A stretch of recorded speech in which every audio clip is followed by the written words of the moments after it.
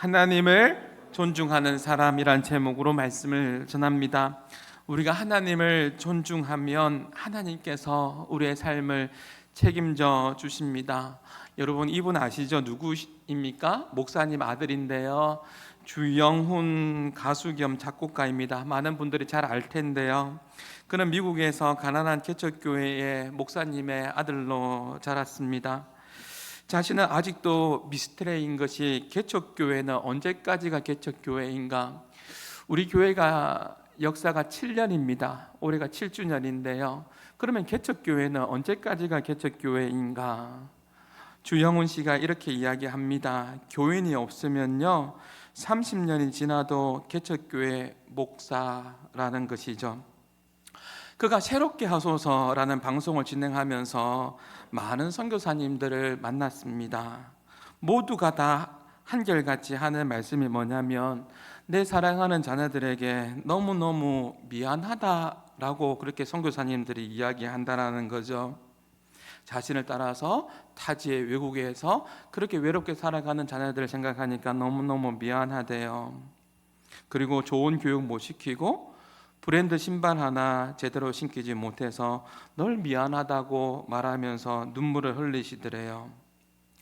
자신들은 하나님을 사랑해서 하나님을 위해서 살아갔는데 자녀들을 제대로 돌보지 못한 것 때문에 너무너무 마음 아파하는데, 주영훈 씨가 그러면 그 선교사님 자녀들이 어떻게 됐는지를 한번 자신이 궁금해서 한번 봤대요. 보니까 놀라운 것은요, 한 번도 대치동의 학원에 보내지도 않았고 1타 강사에게 교육을 받지도 않았는데, 그 자녀들이 울면서 이야기하는 그 선교사님들의 자녀들이 하나님의 영광을 돌리는 꿈을 꾸고, 또 자신들이 원하는 그 목적지에 대치동에서 한 번도 공부 안 했는데 하나님께서 길을 열어주셔서 자신들이 원하는 그 목적지에 가 있더라는 거죠. 하나님을 존중하는 삶을 그들에게, 자녀들에게, 성도들에게 보여주었는데, 하나님께서 내 자녀를 흔들리지 않은 평안함으로 그렇게 인도해 주시더라는 거죠. 흔들리지 않는 평안함은요, 에이스 침대가 시몬스 침대가 주는 게 아니고요, 하나님 아버지를 존중하고 하나님 말씀을 존중하는 자에게 그 평안함이 임할 줄 믿습니다. 오늘 말씀은 하나님께서 사무엘에게 이르시되라고 이렇게 시작합니다. 하나님께서 사무엘에게 무엇을 명했습니까? 1절의 말씀에 보면 같이 한번 읽어봅니다. 여호와께서 사무엘에게 이르시되 내가 이미 사울을 버려 이스라엘 왕이 되지 못하게 하였거늘. 하나님께서 사무엘에게 말씀하죠. 내가 이미 사울을 버렸다. 하나님께서 사울을 이스라엘의 초대 왕으로 세웠는데 도대체 무슨 일이 있었길래 왜 사울을 버립니까? 사무엘상 15장 26절 말씀에 보면 순서가 중요한데요. 이는 왕이 여호와의 말씀을 버렸으므로 여호와께서 왕을 버려 이스라엘의 왕이 되지 못하게 하였습니다. 순서가 중요합니다. 왕이 먼저 하나님 버립니다. 하나님께서 사울을 버리신 이유는 사울이 먼저 하나님 말씀을 버렸습니다. 이 버리다라는 원어적인 의미는요, 거절하다, 거부하다라는 뜻도 있지만 멸시하다, 우습게 여기다라는 뜻도 있습니다. 무슨 말이죠? 생각해 보면 사울 왕이 하나님 말씀을 어떻게 했다라는 거예요? 멸시하고 가볍게 생각하고 우습게 여겼다라는 거예요. 사무엘서에서 여러분 사무엘 상하를 읽을 때 핵심되는 성경 구절이 있는데, 그 말씀이 사무엘상 2장 30절의 말씀은 너무나도 중요한 말씀인데요, 한번 보시겠습니다. 같이 한번 읽어봅니다. 그러므로 이스라엘의 하나님 나 여호와가 말하노라. 나를 존중히 여기는 자를 내가 존중히 여기고 나를 멸시하는 자를 내가 경멸하리라. 사무엘서를 잘 보십시오. 하나님께서 누가 나를 존중하는지, 누가 나를 신뢰하는지를 봐요. 한나와 엘가나 이야기부터 시작되거든요. 사울과 또 사무엘의 이야기를 통해서 누가 나를 존중하느냐, 누가 나를 하나님 말씀을 잘 따르느냐, 계속해서 대조적으로 보여주고 있어요. 존중이라는 단어는요, 카바드인데 몰라도 되지만 뜻은 알면 좋아요. 무게를 달다, 가치를 두다, 소중히 여기다. 누가 하나님 말씀을 소중하게 여기느냐, 누가 하나님의 말씀에 내 마음을 두느냐, 그 뜻입니다. 카바드, 이런 뜻을 가지고 있습니다. 우리 하나님께서는요, 자신을 존중히 여기는 사람을 존중히 여기신대요.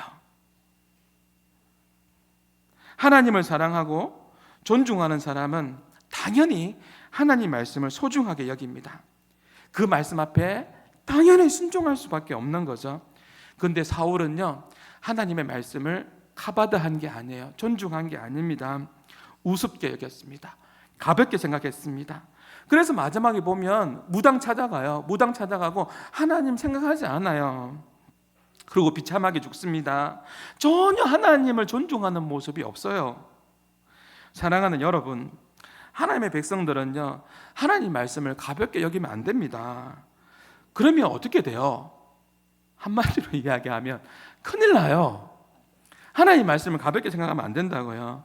창세기 19장에 보면 소돔과 고모라가 하나님 심판받죠? 소돔과 고모라가 죄악이 간영해서 심판을 받는데, 그때 롯이 결혼할 두 딸을 이 사이들에게 뭐라고 이야기하냐면 이렇게 이야기합니다. 같이 읽어봅니다. 롯이 나가서 그 딸들과 결혼할 사이들에게 말하여 이르기를, 여호와께서 이 성을 멸하실 터이니 너희는 일어나 이곳을 떠나라 하되, 그 사이들은 농담으로 여겼더라. 여러분, 정말 중요한 이야기하고 있는데 이 성을 멸할 거라고 그렇게 이야기하고 있는데 사이들은 이것을 농담으로 여깁니다. 장인어른이 말하는데 농담으로 여깁니다. 하나님께서 이 성을 멸할 거라고 이야기하는데, 그곳을 떠나라고 이야기하는데 그것을 농담으로 받아들입니다. 사이도 자식입니다. 정말 중요한 이야기 전하는 거잖아요. 우리 교회 집사님이 이제 사업을 준비하고 있는데 제가 걱정이 많이 돼요. 출발을 잘했으면 좋겠어요. 기도하면서 잘 준비해야 돼요. 어려운 경기 속에서 여러분 시작되는 거잖아요. 많이 기도할 겁니다. 장인 장모가 그랬다고 하죠. 주일날에는 장사 안 했으면 좋겠다. 그렇게 처음부터 뜻을 정했으면 좋겠다라고 이야기했는데 잘 모르겠습니다. 롯의 사위들은요, 장인의 이야기를 가볍게 듣고 우습게 여기지 않았습니다. 그래서 소돔이 하나님의 심판을, 제가 뭘 이야기했어요 지금요? 뭘 이야기했어요? 반대로 이야기했죠? 반대로 이야기해도 기가 막히게 여러분 잘 알아듣잖아요. 네, 기가 막히게 알았어요. 소돔이 심판받을 때 그들은 같이 죽습니다. 그 이유는 간단합니다. 롯을 통해서 전한 하나님의 말씀을 농담으로 여겼기 때문에 그렇습니다. 제가 축복할 일이 있으면 바로바로 축복하려고 합니다. 너무너무 축하드려요, 축복해요 합니다. 근데 사역을 하다 보니까 저도 생각이 많아지더라고요. 분명히 아닌 것 같은데 근면을 하고 싶은데 그럴 때는 조심스러워요. 그래서 10번을 생각하고, 어떨 때는 또 생각해보고 또 기도해보고 또 100번을 생각해보고, 그러고 나서 한번 근면할 때도 있어요. 그럴 때에 상대방이 제가 이야기하는 부분에 있어서 존중해주고 받아들일 때, 예 목사님 그렇게 하겠습니다 할 때 너무너무 행복하고 너무너무 기뻐요. 한번 말대기가 너무너무 힘들거든요.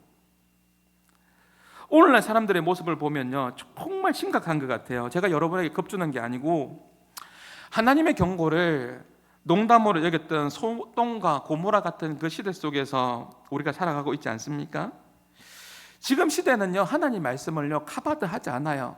하나님 말씀에 무게를 주지 않고 가치를 두지 않고 하나님 말씀을 우습게 여기면서 그렇게 살아간다고요. 존중하지 않아요. 히브리서 9장 27절 말씀은 어떤 말씀이죠? 어떤 말씀이에요? 한 번 죽는 것은 사람에게 정한 것이요, 그 이후에는 뭐가 있다고 했죠? 심판이 있다고 했습니다. 이 말씀 다 알고 있습니다. 그런데 어떤 사람은 이 말씀을 카바드해서 무게 있게 생각하고 그 말씀을 아멘하고 하나님 말씀 앞에 믿음으로 살아내려고 합니다. 근데 어떤 사람은요, 이 말씀을 가볍게 하찮게 그렇게 우습게 생각하는 사람도 있습니다. 지난주에 우리 교회 근사님 시모상이 있어서 장례식장에 문상 다녀왔잖아요. 소천하셨는데 백세입니다. 백세에 소천하셨어요. 백세면요, 조선의 마지막 왕이 순종인데 순종이 별세한 거를 봤습니다. 백세면 물론 한 살 때지만 봤다고 말하기는 좀 그렇습니다만은 어쨌든 백세 시대에 우리가 살고 있습니다. 아무리 백세라 할지라도, 호상이라고 할지라도 유족들은 그 헤어짐의 아픔이 또 여러 가지 그런 마음들이, 교차하는 마음들이 분명히 있을 겁니다. 모두가 동의를 하죠. 죽음이라는 것은 다 동의합니다. 왜? 내 눈앞에 누군가 죽었으니까. 내 눈앞에 누군가 죽어가고 있으니까. 죽음은 다 동의하는데 그 다음 심판에 대한 부분들은 사람들이 찬반이 갈라집니다. 어떤 사람은 내가 하나님의 심판대 앞에 선다라는 말씀을 진중하게, 무겁게 그렇게 받아들이는 사람이 있는 반면에 어떤 사람은요, 롯의 사위들처럼 농담으로 여기죠. 지옥이 어디 있느냐, 죽어봐야 알지, 당신 천국 봤어? 이렇게 이야기하는 사람도 있습니다. 근데요, 예수를 믿어 변화된 사람들을 보십시오. 그들이 천국의 증거가 아닙니까? 천국은요, 예수님을 믿어서 변화된 자녀들이 가는 곳이 천국입니다. 하나님 말씀을 농담으로 여기고 우습게 여기는 사람들에게 예수님께서 이렇게 말씀합니다. 누가복음 13장 28절의 말씀입니다. 딱 대조하고 있습니다. 같이 한번 읽어봅니다. 너희가 아브라함과 이삭과 야곱과 모든 선지자는 어디에 있어요? 하나님 나라에 있고, 오직 너희는 밖에 쫓겨날 것을 볼 때에 거기서 슬피 울며 이를 갈리라. 이 말씀은 간단하죠. 자신은 죽어보니 천국 그 문 앞에서 들어갈 수가 없는 거죠. 누구든지 주 예수를 믿으면, 믿기만 하면 그 하나님의 나라에 들어갈 수가 있는데 그 믿음이 없어요. 예수님을 믿는 그 믿음이 없어요. 믿음의 열쇠가 없으니까 천국 문을 열고 들어갈 수가 없는 거죠. 그러니 바깥 어두운 데서 쫓겨나서 그곳에서 슬피 울고 있는 거예요. 이를 갈고 울고 있는 말씀입니다. 아, 나도 천국 갈 수 있었는데, 나에게도 그런 기회가 있었는데, 나에게도 복음을 들은 그 기회가 있었는데, 이 나의 교만과 아집과 나의 어리석음 때문에 내가 지옥불로 들어가고 있는구나. 그래서 이를 간다라는 말씀이에요. 아, 그때 행복축제 할 때 그 초대장 받고 한마음교회 갈 수 있었는데, 그때 내가 예수님 믿을 수 있었는데 안 했다면 이를 갈 수 있겠죠. 그 말씀입니다. 우리가 하나님의 말씀을 가볍게 생각하면 절대 안 됩니다. 다시 한번 보시죠. 순서가 중요합니다. 사무엘상을 이해할 때 2장 30절은 너무너무 중요한 말씀인데, 하나님을 존중히 여겨야 합니다. 가볍게 생각하면 안 됩니다. 하찮게 생각하면 안 됩니다. 존중히 여겨야 됩니다. 사람과 사람과의 관계 속에서도 상대방이 나를 존중하지 않으면, 여러 번 이야기했음에도 불구하고 존중하지 않으면 그것에 대해서 마음이 상처가 되지 않습니까? 하나님입니다. 나를 존중히 여기는 자를 내가 존중히 여길 것이다. 나를 멸시하는 자를 내가 경멸할 것이다. 이 멸시하다, 경멸하다, 원어는 똑같은 단어입니다. 바즈라는 단어입니다. 하찮게 여기다라는 단어입니다. 누가 하찮게 여깁니까? 하나님의 말씀을 존중하지 않는 사람 말입니다. 우리가 카바드하지 않고 하나님의 말씀을 소중하게 여기지 않고 우리가 바즈하게 되면, 한찮게 여기게 되면 하나님의 책망을 받게 되어 있습니다. 이것이 오늘 본문이 우리에게 가르쳐주는 첫 번째 교훈이 되겠습니다. 하나님을 존중하는 한마음의 성도들이 다 될 수 있기를 주님의 이름으로 축복합니다. 우리는 하나님을 존중하는 사람이 되어야 됩니다. 선지자는요, 사무엘 선지자는 사울을 위해서 슬퍼하면서 15장에도 마찬가지고 오늘 16장의 1절에도 마찬가지고 슬퍼하면서 눈물을 흘렸던, 슬퍼했던 선지자가 사무엘 선지자입니다. 리더의 실패는, 그 실패에 대한 백성들의 올바른 반응은요, 슬픔이 돼야 됩니다. 우선은 슬픔이 돼야 됩니다. 비난을 하거나 조롱을 해서는 안 됩니다. 제가 조금 조심스럽습니다. 저는요, 예배당을 제일 좋아한다고 했습니다. 근데 결과가 어떻게 나왔든지 간에 저는 아마 몸살이 났을 겁니다. 예수 믿는 사람으로서. 우리나라의 전직 대통령이 파면이 되거나 감옥에 가거나 아니면 스스로 목숨을 끊는 경우도 있었지 않습니까? 그럴 때 불행한 일이 생기면 세상 사람들은 잘 모르겠습니다. 적어도 세상 사람들은 어떻게 반응하는지, 근데 적어도 그리스도인들의 올바른 반응은 먼저 어떤 모습이 있어야 됩니까? 가슴 아픔이 있어야 됩니다. 슬퍼하는 마음이 있어야 되는 것이죠. 조롱을 하거나 비난을 하는 것보다 더 우선적인 것은 민족을 바라보면서, 한국 교회를 바라보면서 슬퍼하는 마음이 더 우선돼야 되는 것입니다. 제가 어떤 목사님이 저에게 보내준 것을 보면서 저는 예배당을 좋아한다고 했습니다. 이 모든 것을 다 떠나서 이 모습은 참 덕스럽지 않았습니다. 라면을 먹는데 파를 잔뜩 넣어서 조롱하는 것도 아니고 비웃는 것도 아니고 파면을 먹는다 하면서 이렇게 올리면 덕스럽지 않지 않습니까? 그건 좋은 모습이 아닙니다. 여러분, 더 이상 한국이 분열 안 됐으면 좋겠습니다. 그러나 한국 교회는 분별은 잘해야 됩니다. 제가 이 강단에서 누누이 강조하고 싶은 건 있습니다. 제가 타협할 수 없는 두 가지는 정확합니다. 당을 다 떠나서 두 가지, 하나는 공산주의는 안 됩니다. 또 하나는 동성애는 안 됩니다. 오늘 말씀과도 연관되어 있습니다. 동성애와 우상 숭배를 통하여서 결국은 이스라엘 백성들이 하나님 앞에 책망받게 되었습니다. 이 두 가지는 잘 분별해야 되고 타협할 수 없는 부분입니다. 이스라엘 공동체가 무너지고 있을 때 하나님께서 슬퍼하는 사무엘에게 어떠한 소망을 가지라고 말씀하는 줄 아십니까? 여러분 2절의 말씀을 보십시오. 2절의 말씀에 보면 하나님께서 이렇게 이야기합니다. 네가 그를 위해서 언제까지 슬퍼하겠느냐? 언제까지 슬퍼하겠느냐? 너는 병에 뿔에 기름을 넣어서 채워서 가져가라고 이야기합니다. 1절입니까? 한번 읽어보시겠습니다. 시작.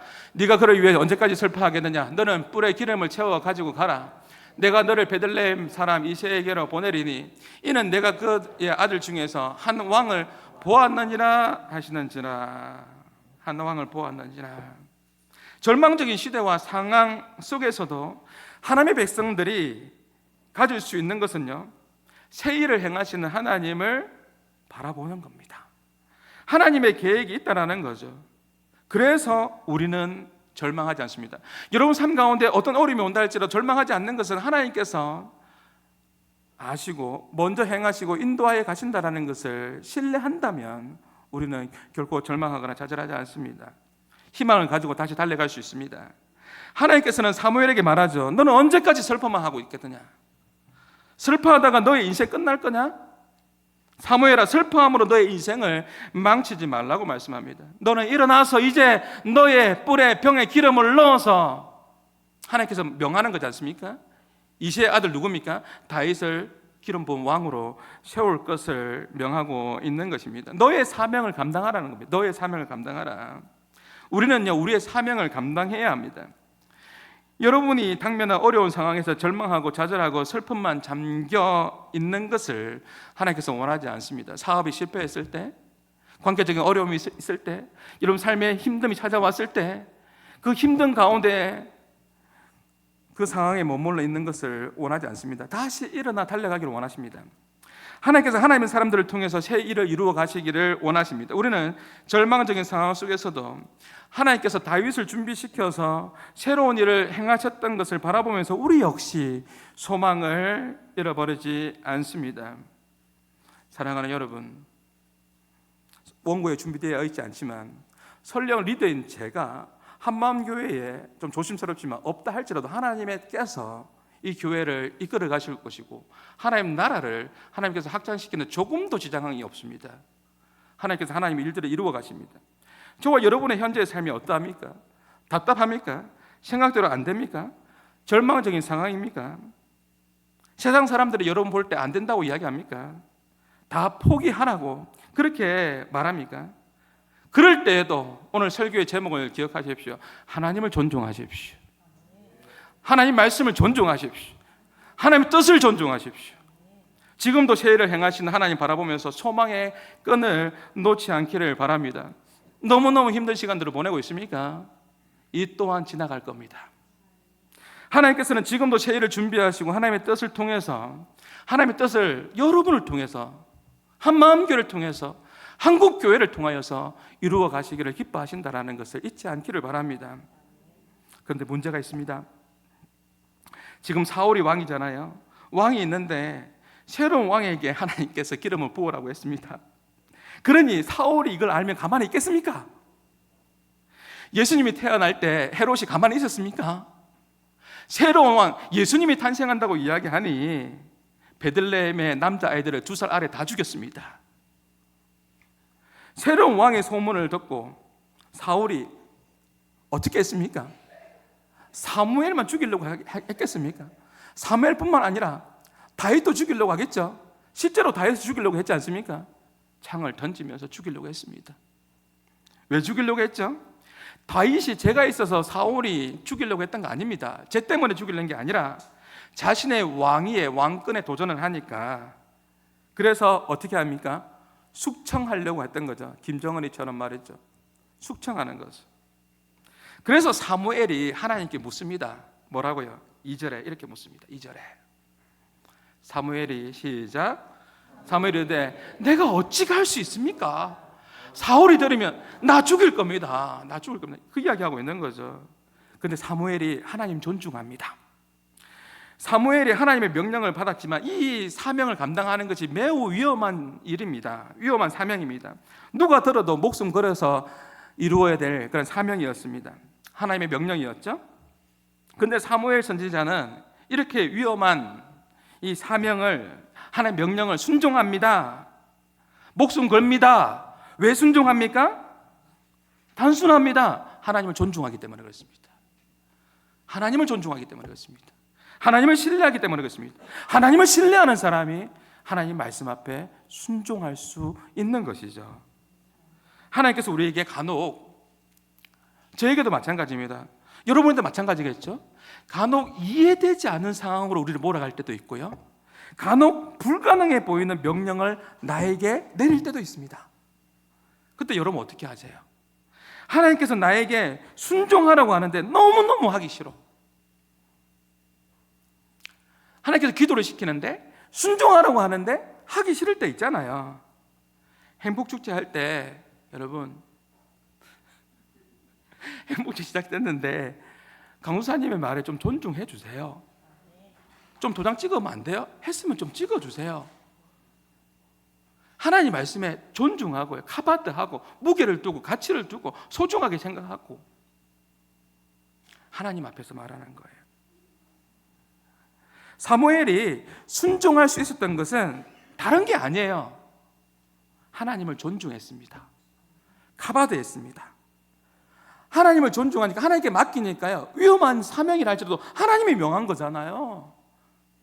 그래서 순종할 수 있었던 것이죠. 목사에게도 상처가 있습니다. 저에게 상처 준 사람도 있습니다. 근데 우리 교회는 없습니다. 지금 당당하게 이야기할 수 있습니다. 근데 어느 날 제가요, 하나님 앞에 기도하는데 저한테 하나님께서 그런 마음을 주시는 거예요. 그 사람 용서하래요. 그래서 용서요? 기도하는데 용서를 넘어서 더 나아가서 그 사람을 축복하면서 기도하라는 거예요. 야, 만만치 않은 거예요. 용서까지 갈 수 있을 것 같긴 한데 갑자기 하나님께서 더 다음 단계를 이야기하시니까 제가 하나님 앞에 짧고 굵게 대답했어요. 뭐라고요? 싫습니다. 못합니다. 짧고 굵게, 저는 싫습니다. 못하겠습니다. 제가 그 사람을 어떻게 이해합니까? 그리고 어떻게 축복하면서 그 사람을 위해서 기도합니까? 저를 모함한 사람인데 그건 아니라고 봅니다. 그리고 기도하는데요, 계속 하나님께서 물어보십니다. 사랑하는 아들아, 사랑하는 성부야, 너는 나를 사랑하느냐? 왜 그걸 물어보는지 모르겠는데, 그 사랑하느냐?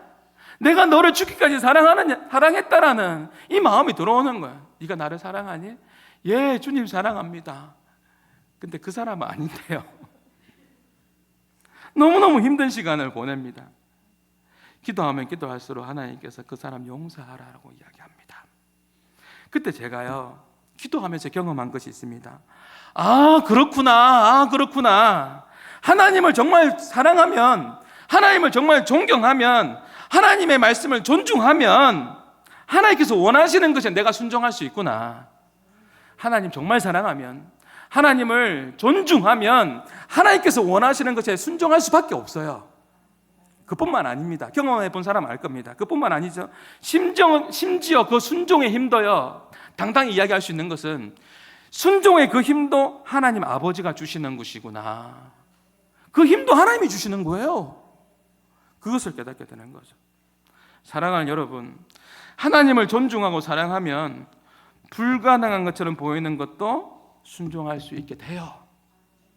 여러분, 하나님 존중하면요, 하나님 사랑하면요, 하나님의 말씀을 소중하게 여기게 되고 그 말씀 앞에 순종하게 됩니다. 여러분, 성경책 붙들고 한번 물어보셨습니까? 이 성경책, 이 성경책.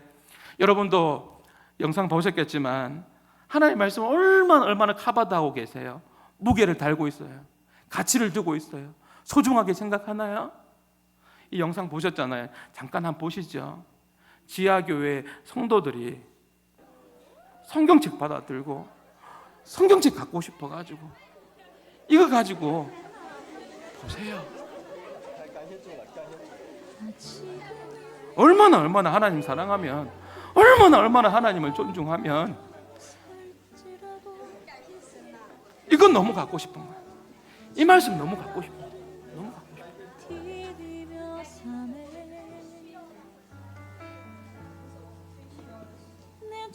얼마나 우리는 하나님을 존중할까요? 카바다 할까요? 카바다 할까요? 저 하늘에 숨겨둔 내 소망네. 지하교회 성도들은 성경책 붙들고 울어요. 정말 갖고 싶은 거예요.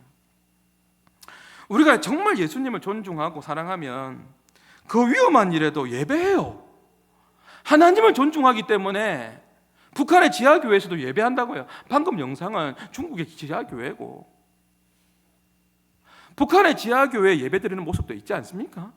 얼마나 하나님을 존중하면, 얼마나 하나님을 사랑하면 그 위험한 천만한 그 상황 속에서도 지하교회에서 하나님 말씀 붙들고 그렇게 예배하잖아요. 얼마나 하나님을 존중하면, 하나님 사울이 저 죽일 건데요, 그래도 가잖아요.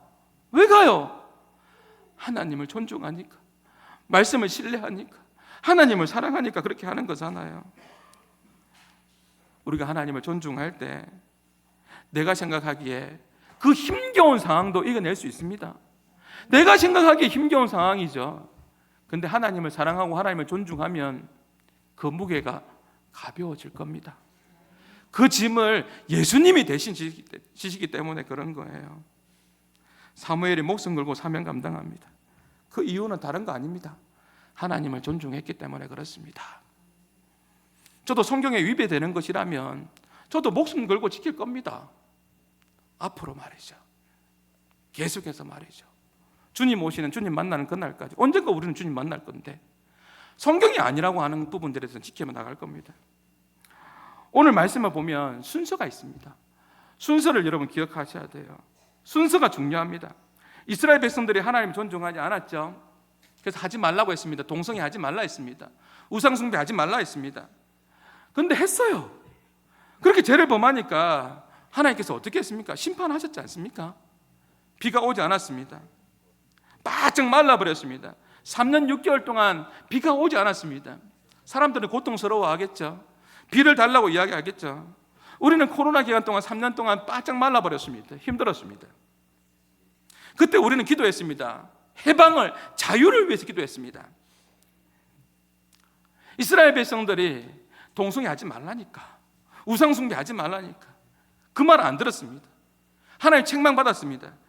그러고 나니까 죽으려고 하니까 어떻게 합니까? 비 주세요, 비 주세요, 목말라요, 죽겠어요, 비 주세요 하잖아요. 근데 순서는 뭐예요? 비가 먼저가 아닙니다. 하나님께서 비가 아니라 불을 먼저 내려주십니다. 불을 먼저 내려주시고 그 다음에 비를 내려주십니다. 우리의 인생도 마찬가지입니다. 우리는 비가 떨어지기를 원하는 거죠. 내 문제 해결되기를 원하는 거죠. 이거 해결해 주기를 원하지만 하나님께서 뭐라고 이야기하는 거죠? 먼저가 있다. 나를 존중하는 게 먼저다. 나를 예배하는 게 먼저다. 나를 경외하는 게 먼저다. 나를 사랑하는 게 먼저다라는 거예요. 그거 하지 않고 우리는 이 비 주세요, 이 문제 해결해 주세요. 이거 도와주세요. 늘 이러고 있다고요. 뭐가 우선이라고요? 순서를 제대로 하십시오. 나를 존중히 여기는 자를 카바드 하는 겁니다. 하나님을 존중하고 하나님을 사랑할 때 순종이 쉬워집니다. 비가 우선이 아니라 불이 먼저였습니다. 그 다음에 비를 내려 주셨습니다. 우리의 인생도 마찬가지입니다. 예배가 우선입니다. 하나님을 존중하는 게 우선입니다. 하나님 사랑하는 게 우선입니다. 이것이 우선입니다. 이것을 놓쳐서는 안 된다라는 거죠. 하나님을 존중하는 자. 오늘 설교의 제목입니다. 중국 땅에서, 모슬렘권에서, 북한 땅에서, 수많은 곳에서 하나님을 존중하면서 치열하게 살아가는 사람들이 있습니다. 우리는 너무나 편안하게 살아갑니다. 하나님 말씀을 존중하십니까? 하나님을 존중하십니까? 하나님을 사랑하십니까? 아멘 좀 하이소. 하나님을 존중하면서, 하나님을 정말 사랑하면서 이번 한 주간도 믿음 안에서 승리하시는, 그렇게 존중하며 살아갈 때 그 다음엔 하나님께서 이 나라를 책임져 주시고, 하나님을 존중할 때 그 다음은 하나님께서 한국교회를 책임져 주시고, 하나님을 존중할 때 그 다음에 한마음교회를 책임져 주시는 거 아니겠습니까? 우리가 하나님을 존중하지 않는데 그 다음에, 우리가 하나님을 존중할 때 그 다음에 우리의 자녀를 하나님께서 책임져 주시지 않겠습니까?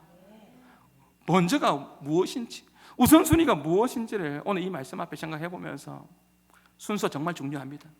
나를 존중하는, 하나님을 존중하는, 하나님을 정말로 사랑하는, 카바드하는 그런 우리 한마음의 모든 성도들이 다 될 수 있기를 주님의 이름으로 축복합니다. 우리 말씀을 기억하시면서 주님을 섬기는 것에 후회가 없습니다. 우리 이 찬양도 가사를 기억하며 같이 함께 찬양했으면 좋겠습니다. 하나님을 존중하는 것이, 하나님을 섬기는 것이 우선입니다. 우선입니다.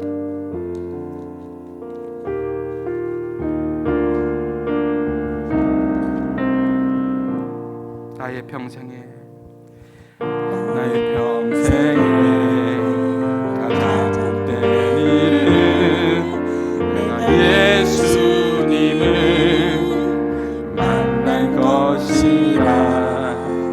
나의 평생에 가장 잘한 일은 내가 예수님을 주로 섬긴 것. 세상 살 동안에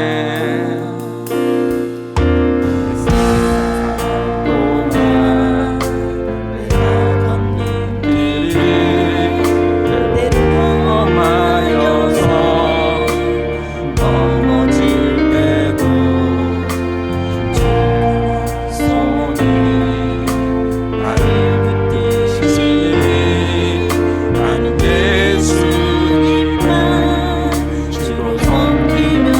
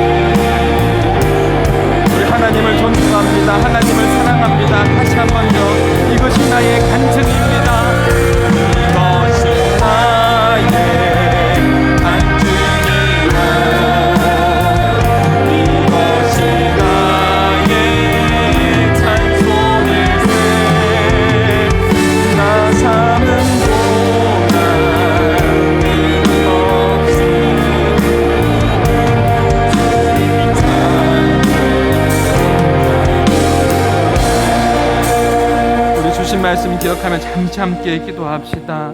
하나님, 주님 만나는 그날까지 하나님의 말씀을 가볍게 우습게 하찮게 여기지 않겠습니다. 롯의 사위처럼 농담으로 생각하지 않겠습니다. 하나님을 존중합니다. 하나님을 사랑합니다. 하나님 말씀대로 살아가는 하나님의 거룩한 백성 되게 하여 주옵소서. 오늘 성령님 인도함 받으시면서 주신 말씀과 오늘 이 찬양의 고백을 같이 함께 기억하면서 우리 같이 함께 성령님 인도함 받으시면서 잠시 함께 기도하며 나가시겠습니다. 같이 함께 기도합니다. 하나님 아버지 감사합니다. 하나님을 존중하는 아버지 하나님 삶이 되게 하여 주시고 하나님의 말씀에 내 마음을 두게 하여 주시고 하나님 말씀에 따라서 살아갈 수 있는 순종하며 살아가는 내 삶이 우리 한 마음의 모든 성도들의 삶이 되게 하여 주시옵소서. 나를 존중하며 내가 존중히 여길 것이요 나를 멸시하며 내가 너를 경배히 여기리라. 주여 하나님 아버지 하나님 말씀 앞에 진지한 고민이 있게 하여 주시고 주여 묵상 가운데 믿음의 걸음들이 있게 하여 주시고 순종하며 나아가는 우리 한마음의 모든 성도들의 생도로 인도하여 주시옵소서.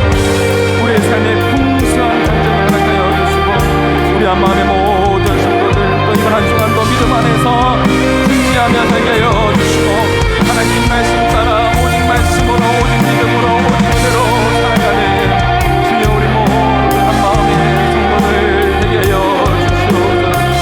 그렇게 살아낼 수 있도록 인도하여 주시옵소서. 하나님 아버지 함께하여 주시옵소서. 감사합니다. 하나님 아버지 감사합니다. 이번 한 주간도 하나님 말씀 붙들고 오직 믿음, 오직 은혜, 오직 하나님께 영광 돌리며 나아가는 우리 한마음의 모든 성도들 되게 하여 주옵소서.